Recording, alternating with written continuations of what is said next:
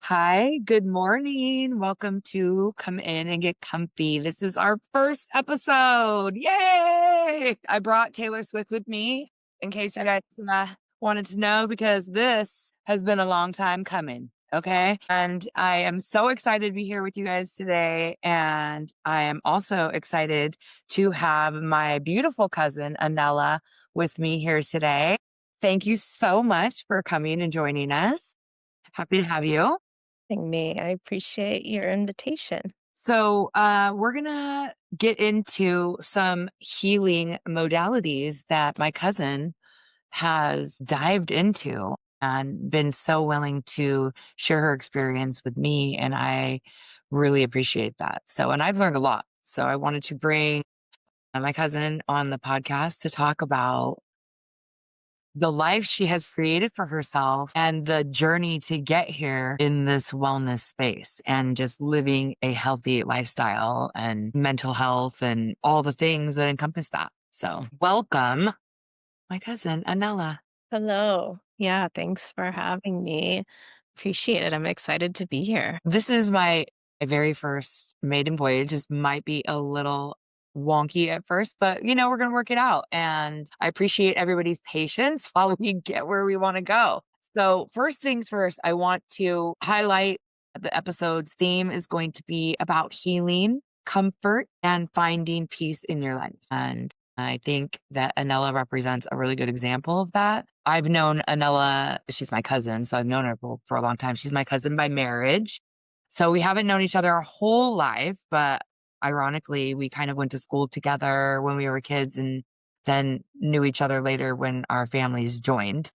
And we've always had a really close bond and just really vibed with each other. So I really have been drawn to Anela and watched her growth process from when we were kids to this beautiful human being that she is and continues to be and grows and learns and teaches others how to feel safe and whole within themselves. And it's been wonderful watching you go through this process and then being so inspired to follow in your footsteps and find my own pathway to living in a softer life and honoring myself a lot more. Yeah, and Thank here you you. are. Congratulations. Yeah. So how did this all come to be? Like you and I both, went through our like angry time of life, I would say, like frustrated time of life where we weren't really feeling like ourselves and we had to find something different. And how did you what was kind of a time in your life that you just like knew it was time to make a big change? Yeah, that's like a really interesting question because as you ask it, I'm like, yeah. Actually, I feel like I was like often presented with these times when I felt like I wanted to make a big change. But I'm remembering like shortly after our grandmother died, um, I got a letter that I actually don't know now if she wrote it or if my grandpa wrote it or our grandpa wrote it. Uh, but it was a letter that it got. I was like 23, 22 years old when she died, and I was in a bar in the middle of the day where I was like working and just like doing my 20s, and it was more or less like a kahea call to action to be like, like, we love you, get your shit together. Like, we wanted more for you than this. Uh, no, it was very loving, but it was like, go to school, go back to school. And so I think like maybe more than any other time that catalyzed me into really being like serious about like living in a way that they would be proud. Right. Like they never really judged me. At least not to my face. I felt really held and loved by my grandparents, even though I was like definitely a black sheep in other circles of my family. And for her last wishes for me to go back to school was like a really is a like a really big invitation into what I interpret now as like their intentions and what they thought I deserved for my life. So that was kind of the beginning, and then it just took another, like, what, 25, 30 years. Yeah, an invitation, I'd say, but also maybe, like a hand on your back, "Here, I'll show you the way," honestly, it feels Yeah, like that. That's so beautiful.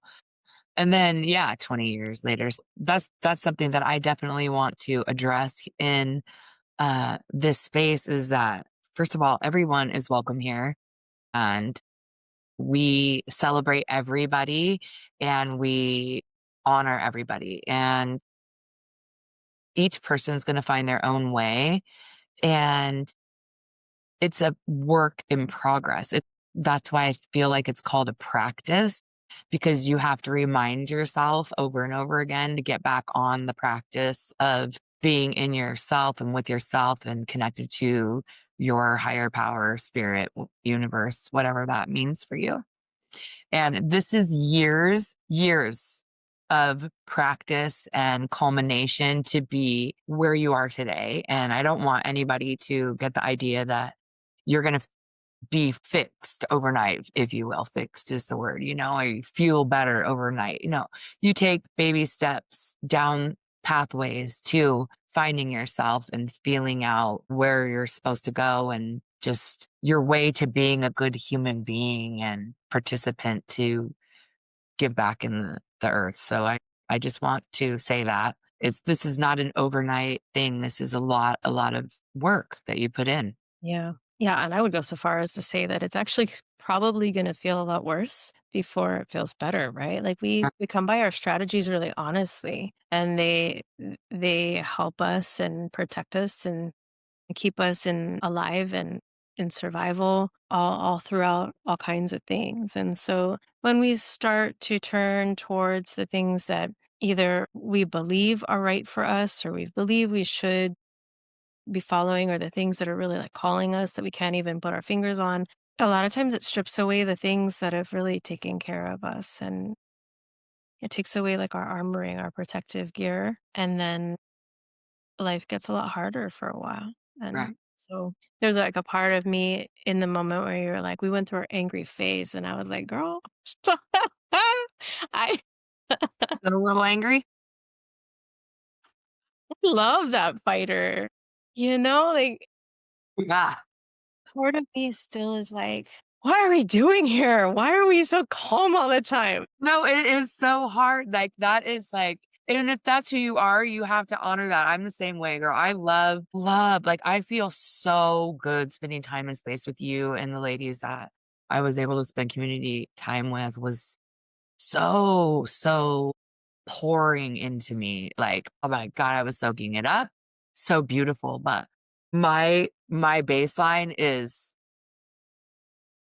everybody knows that. And I've just started to embrace it. Like it is what it is. And while I've also realized like I don't want to be angry all the time. So I have got a lot of tools in my toolbox now to when I do feel that anger or whatever, I really have tools to manage it and process it and let it go and come back to myself. I would say, and I don't know if this is true for you, but in the early days, the beginning times when I was super angry all the time, just pissed off about everything, when I finally started to realize like, "Oh, God, I don't wanna live like this."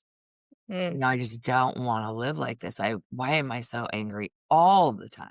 All the time. Can I have some joys or anytime what makes me happy? None of this apparently is making me happy.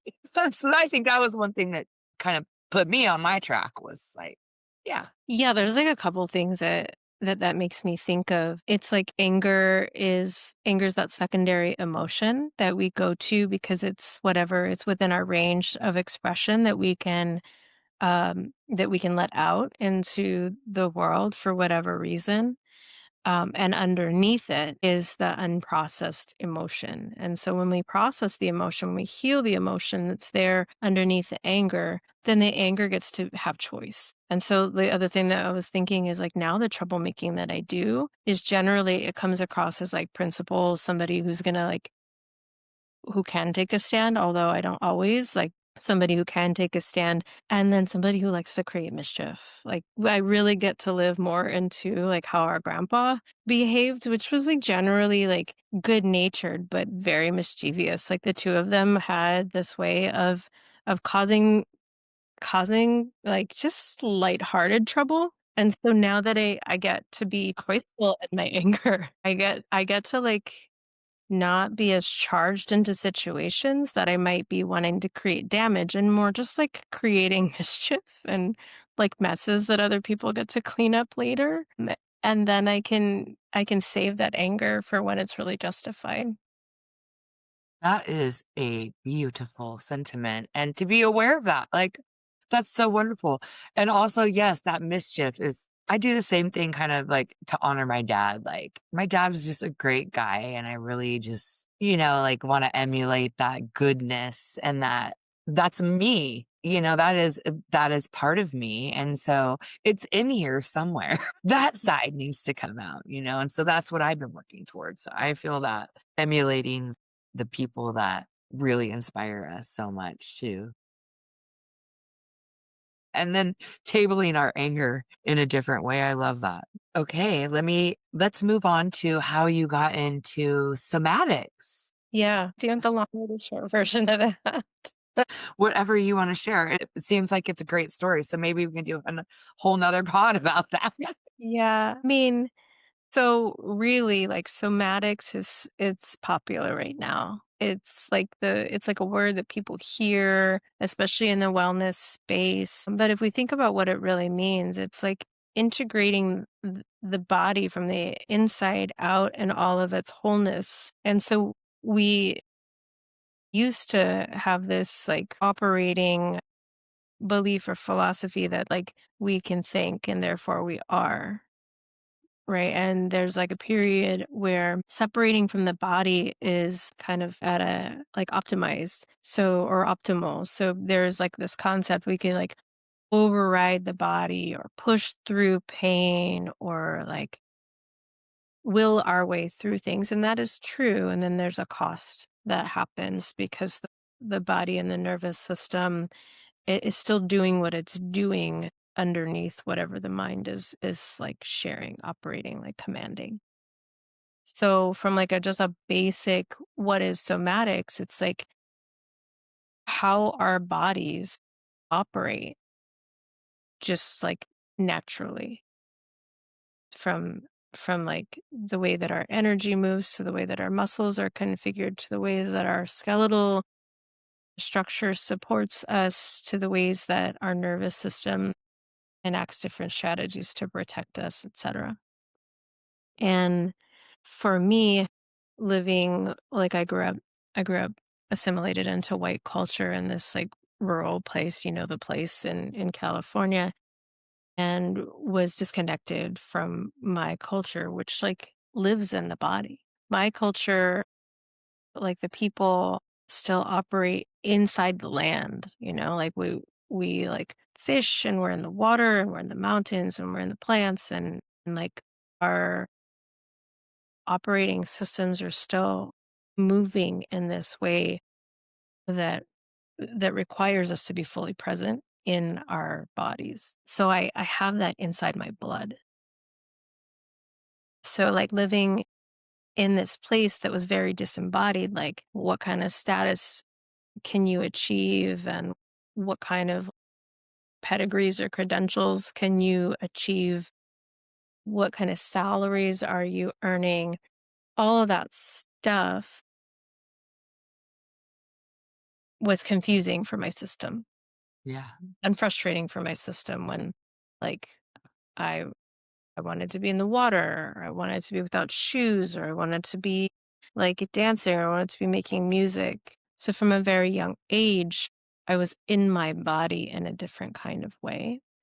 And all of that frustration, all that anger that, like, you're alluding to, it's all because I was trying to be, like, programmed and shaped out of that, like, conditioned to believe that that was not valuable, conditioned to believe that that was, like, stigmatized or, like, like, worth less. So all of the things I would say, so my somatic journey began when I was 6 and I started to swim, you know. And then when I was 14 and I started to dance hula. And then when I was, 15 and I started to spend my summers at, my grandma and grandpa's place and really like get in the land. Yeah.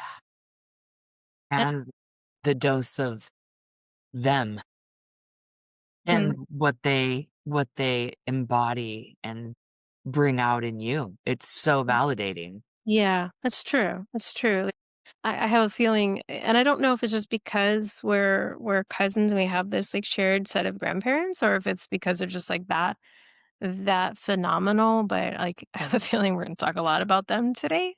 They're here. But yeah, I think like I was walking this sort of dual existence of what I thought societally I was supposed to do, familially I was supposed to do, and trying to catch up to these expectations of like getting somewhere. And then also this like calling back to my body of which was really like parallel to my calling to come back home. So, blah, blah, blah. Long story short, eventually I made it to a somatics training. The whole thing was about getting back into our bodies. And when I got back into my body from this like corporate place where I had been living for some time, I was like, oh, what's all this stuff? This is all these things that were here from the beginning. And so it's been a process of remembering Yeah. and reclaiming. And then once I did that, like I blew up my whole world the way it Yeah. was. I You couldn't can't unsee it anymore. After you see it, you're like, "I gotta go. This is not for me." exactly, exactly. So when that happened, it only made sense for me to just keep leaning into it, keep learning more about it. And then it happened that I could be of service to other people, helping them through the same process. Yeah, I love that. I love that. It's just so beautiful, so wonderful that you just you're following what you're called to do, and it is unfolding in front of you and supporting you in your life, and that is so beautiful, and then so that brings us to how you then started to shift your life into being an entrepreneur and into helping others and then really creating getting back home on island and really honoring your body and your natural way of being and what feels best to your inner soul and your mind, body, and soul, what how you feel the best. And that is what I want to hear about, how you got to this point in just self-sustaining and I'm Hmm. sure a hell of a lot of work.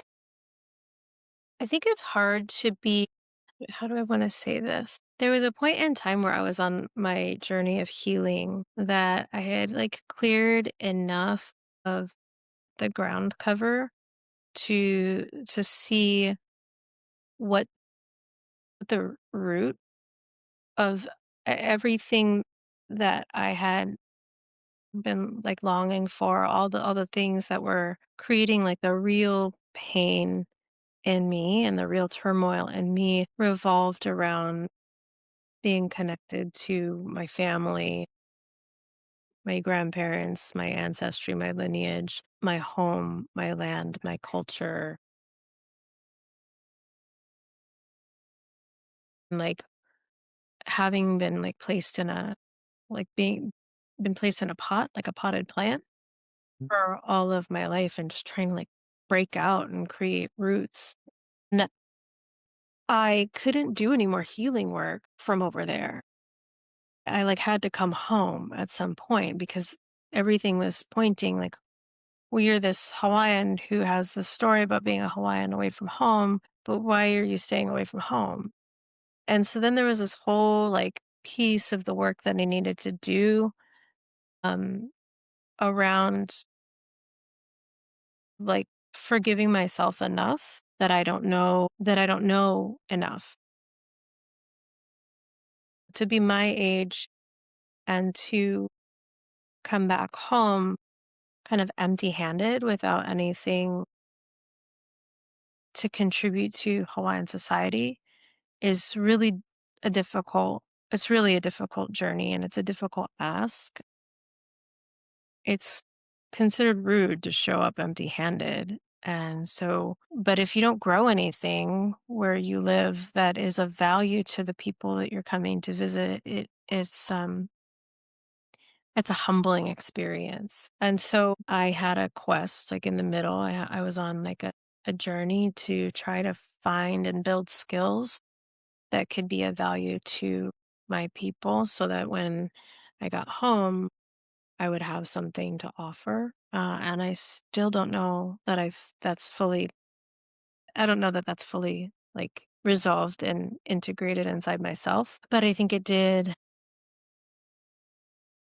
set me on a course to see like what could be useful that I could do where I could be contributing to like the economy here, to contributing to the wellness of people here.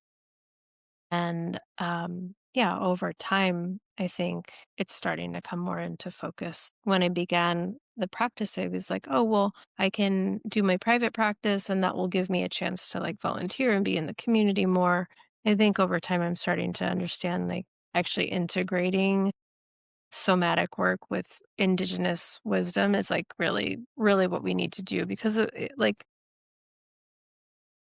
yeah, and it was really taken from indigenous people anyway, right? Like, Right. we all knew this stuff at one point before somebody who had, like, a fancy pedigree wrote it down and sold it back to us. So, that's right. That is so profound and lovely, and I just sit and absorb all the things that you just said. It's so wonderful that I hope to be as in tune with what you just said in my own life so much, and that is so motivating, and I really appreciate it that you just shared that with us because there are so many people that are so far removed from considering anything on the level of which you just expressed. I don't think I've ever heard anything like that out loud before, and it's so amazing, and we need more people doing that and willing to just be willing to search within themselves to see how they can most give back to their community and the people, their heritage or their family line or just their neighbors, for instance, you know? How can we all be coming together to help each other? It's just been too much separation. And it's just like, it's very apparent on so many levels on planet right now. Like the separation you were feeling from your people, your home, your planet, and the separation each of us are feeling, you know, from what's happening regionally in our government right now. We don't need to talk about all of that, but it's separation, you know, and trying to group people together and shame groups and la la la la. And all of us need to get away from that and we need to remember that we're all human beings and we're all connected and we're all trying to figure it out. And some of us, like you, have spent the time listening and connecting with yourself to what the universe is trying to tell you, and our ancestors are trying to tell us, like, "Hey, we can see a bigger picture. This is the way." Oh, wow, that was awesome. That was awesome. How has your do you feel like your philosophy of coaching and the I feel like you embody your coaching. Like you live your life in the same way that you share your life with your clients and your group. You know, I definitely feel like you do that. And how was it hard to integrate the two? Did you feel like maybe at first it was you were faking it till you make it, or how did that? Yeah, that's a great question. It is really hard. It's still hard. I mean, I don't think people you were the first person to ever tell me, like, "Look, I see you now, I knew you then." And that resonated. I felt so seen by that because, it's who I am. Like, I didn't stop being the person that I am, that I was, just because now I'm not angry all the time, for example, you know? But it was really, really hard to especially find my voice from here where I'm not constantly, like, switching to see who am I talking to? How am I gonna, like, come across right now? I don't code switch nearly as much. I bring more of myself forward, which makes me it takes more energy. I'm constantly having to, like, really feel for what's the words that I wanna say. And then I think I freak people out sometimes, to be honest. They don't realize, like, "Oh, she's a real person." Like, you know, I'm just regular. Yeah, And also, I'm like, I think there's a lot of people who were very comfortable with me for a long time because of what I showed them or I didn't show them. And now they like see or they hear from me and they're like realizing that maybe they didn't know me as well as they thought they did. And so there's like risk relationally in that. for sure. But I feel like you're living your purpose. It's not, there's very much less masking, I would say, in the world. I feel like you're more your authentic self. Like instead of 40% of the time, you're that 80% of the time, Mm. and Yeah. maybe even more, maybe 90% of the time. I'm not really sure. I don't see you as much as I would like to, but I definitely feel like I'm still masking 40% of the time, 45% of the time. Mhm. I'm definitely getting there. It's hard, right? Oh yeah. Oh yeah. It's really, really hard. And I still have a lot of work to do around people pleasing and things like that. I'm definitely working through those things myself, which is like 5 podcasts. So we'll get there someday, but not today. But I just kind of want to mention that because, everybody's on their own journey and it's such a blessing to have somebody in front of you and making a path and or following a path that someone else made for them, and you can reap the benefits from the hard work that someone else has done. Okay, Mhm. now our time is getting a little bit shorter, but I do want to bring this back around, and the reason that I kind of structured it this way is because I recently had this wonderful opportunity to spend time in a community that my cousin created, and it was a beautiful space that helped me significantly, and I would say got me over the threshold of a lot of the fear that I was holding on to get this podcast off the ground. I've been having this podcast in my head for 10 years, and I've just been afraid to use my voice as well. Uh, Afraid of the repercussions of what I say because sometimes I'm saying some crazy things. But the Makawalu process Mm. that I was so lucky to be a part of, and a process, it helped me significantly. And I would like to share a little blurb about the Makawalu process and then have Anela explain to me how she created this beautiful community. And a Makawalu process is a traditional Hawaiian approach to exploring multiple perspectives and a deeper understanding and how to deconstruct problems, issues, ideas, and then how to reconstruct them.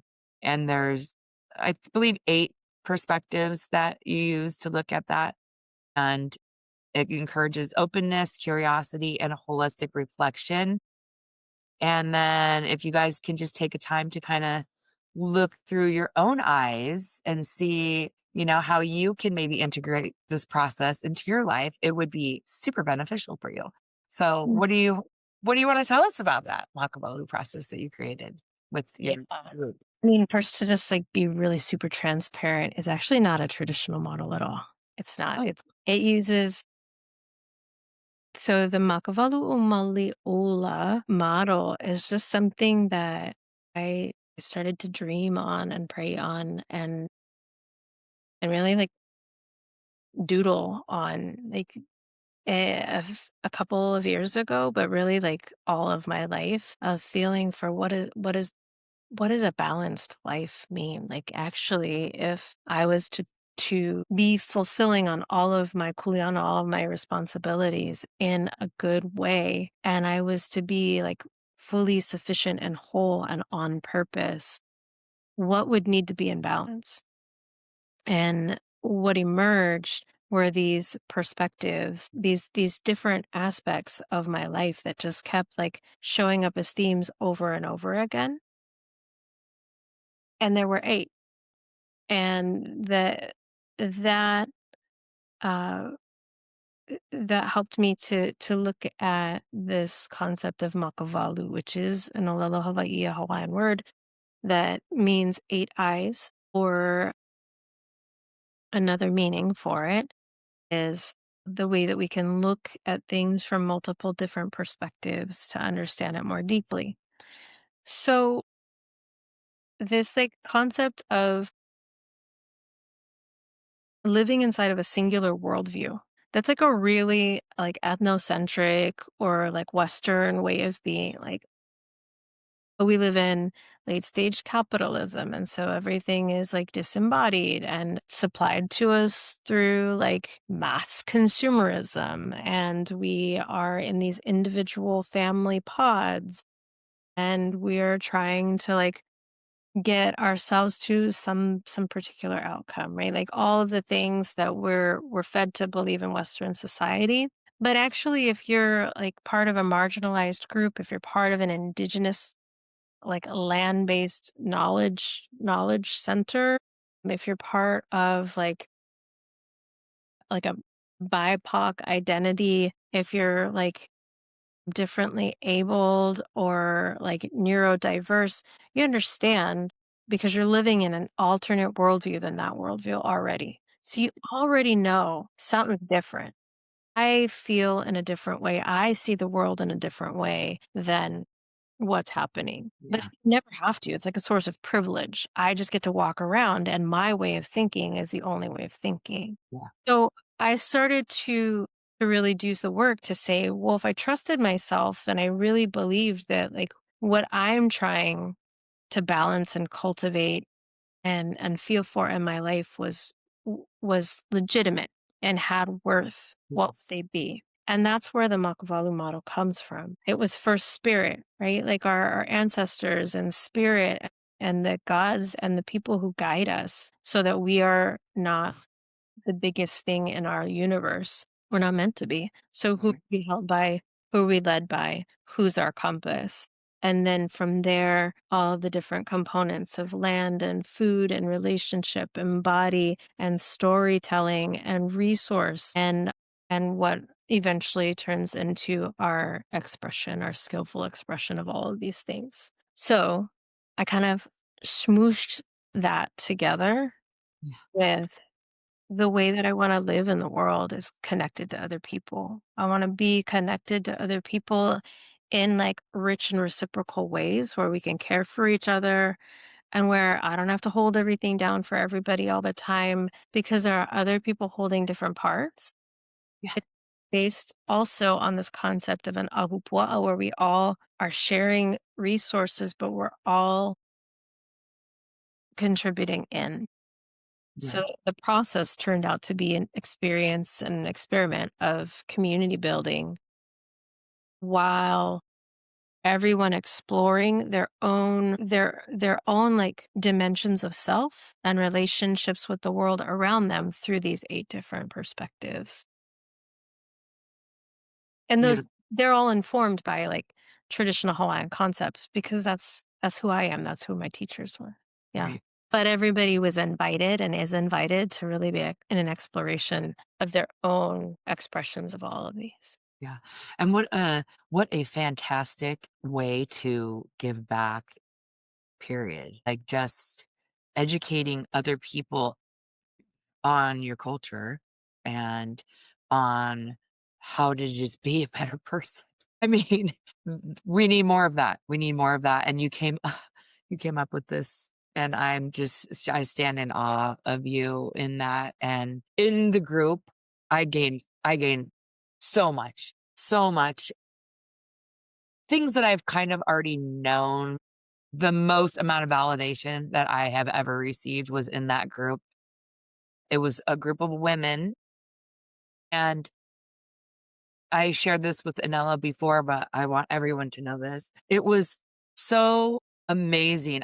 The point I'm trying to make is I spent time in community with women that weren't judging me, weren't talking about me behind my back, weren't trying to get something from me, weren't trying, it was like literally nothing I've ever experienced before in my life. Every single person there accepted me for who I was, what I brought to the table or what I didn't bring to the table.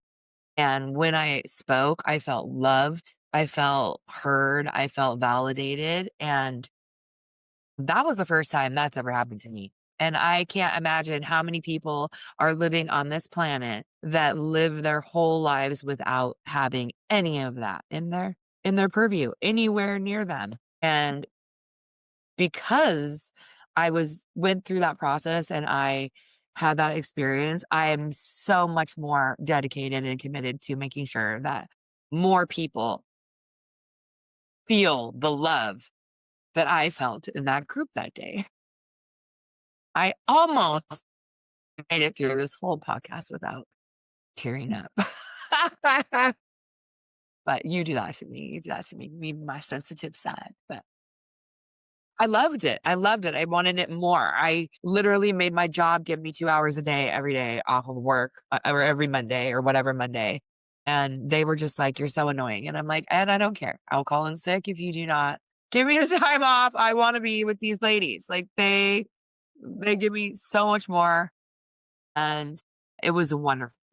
Because you were at work. Great, what a blessing, like, you took time off work to come. That's Yeah, love. I made it so I was not going to miss it. It felt so good from the first thing. I was like, "I'm committed." I had a PTO slip that I filled out for every one of those dates. I mean, if it w I hope I would wager that it was just as profound for the other ladies that I spent time in community with. And what was also something that was super special for me to realize, and we're coming kinda close to our time, but I wanted to say that I realized how much work I still need to do.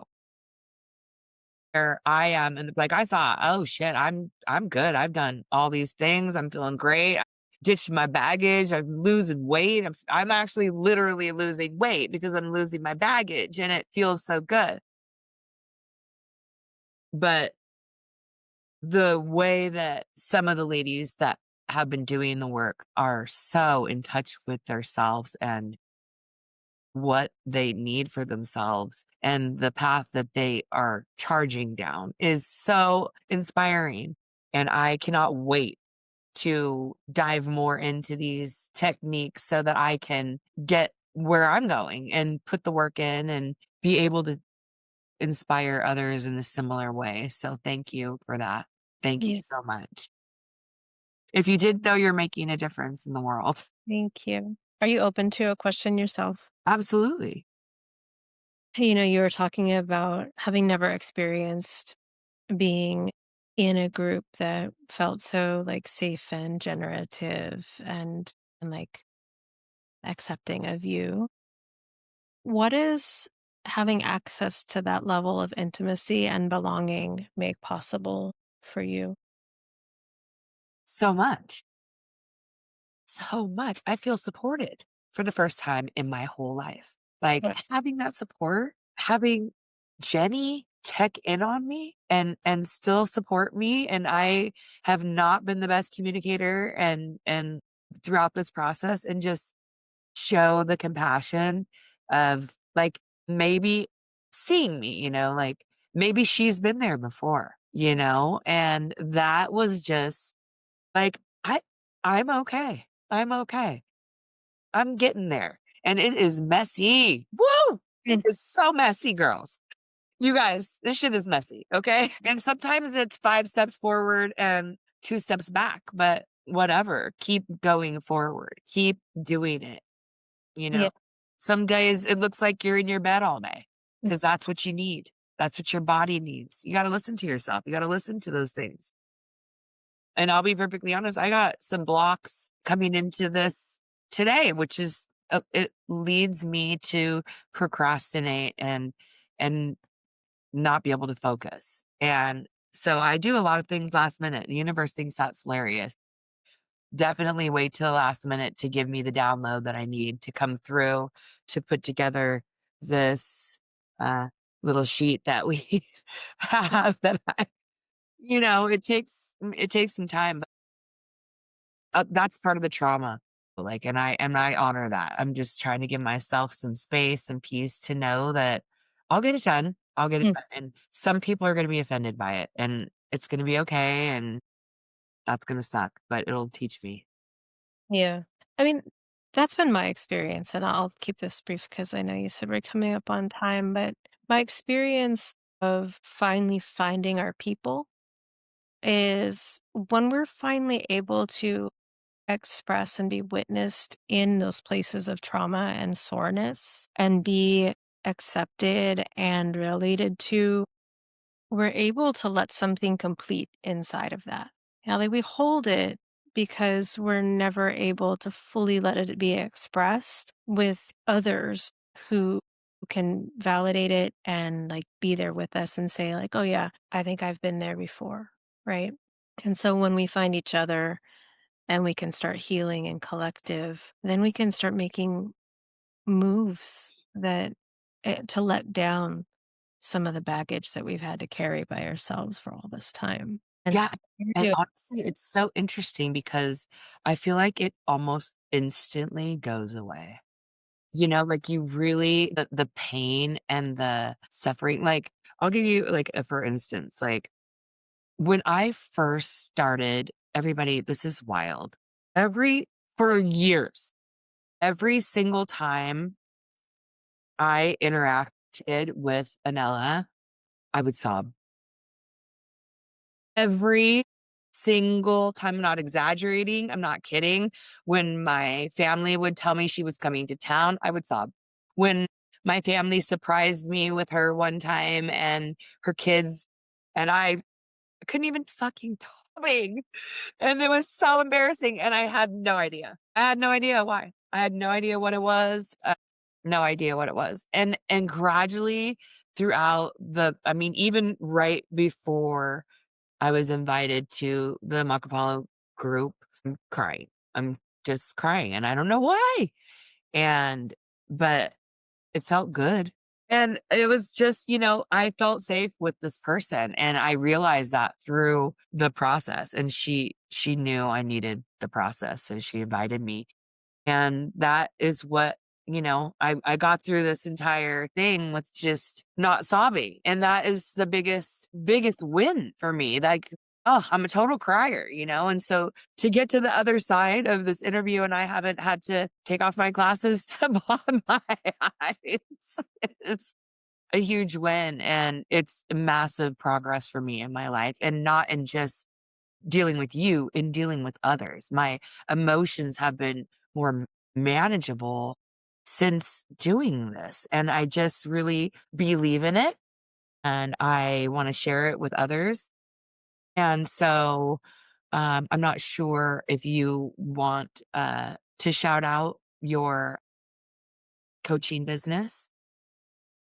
She has a website you guys can go to and learn about all these things.